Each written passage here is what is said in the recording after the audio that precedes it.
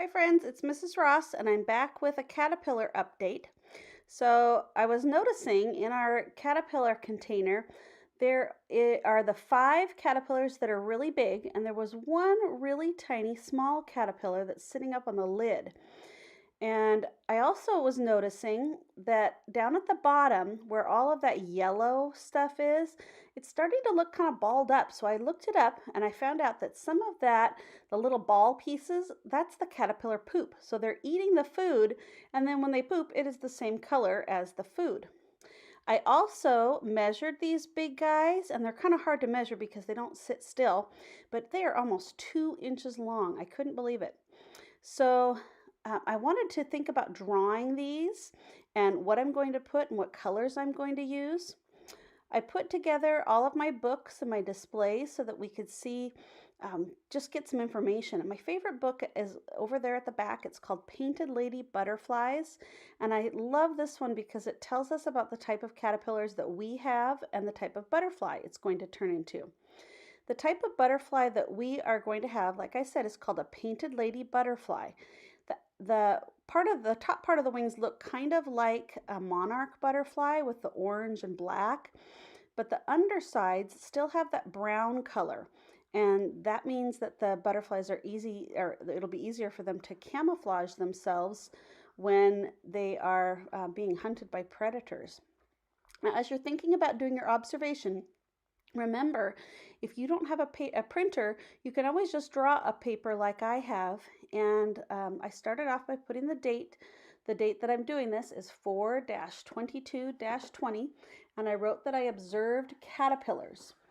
I drew a picture of the container, and you'll be happy to know that when I first took the picture, I was thinking that the tiny little caterpillar on top was dead, but now I realize that he's starting to move again, so I think that he's okay. I drew a picture down at the bottom and I used some yellows and oranges, and I kind of tried to make it look balled up because it's not looking smooth like it was the first time we made an observation. I labeled everything. So I labeled that we have one tiny caterpillar. I labeled that we have five big caterpillars.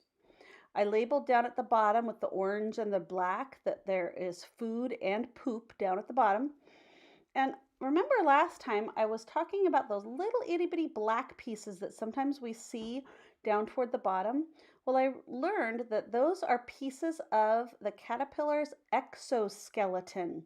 Now, if you're in my class, then you heard the kids talk about exoskeleton today because a beetle is an insect that has an exoskeleton. It doesn't have bones, but it has kind of a hard outer covering that helps make it protected from some animals or other insects. And so I drew pictures of all of those things and I tried to label them. And then I drew a close-up picture. That's where I have the circles, the circle up toward the top, and I drew the bigger caterpillar in there.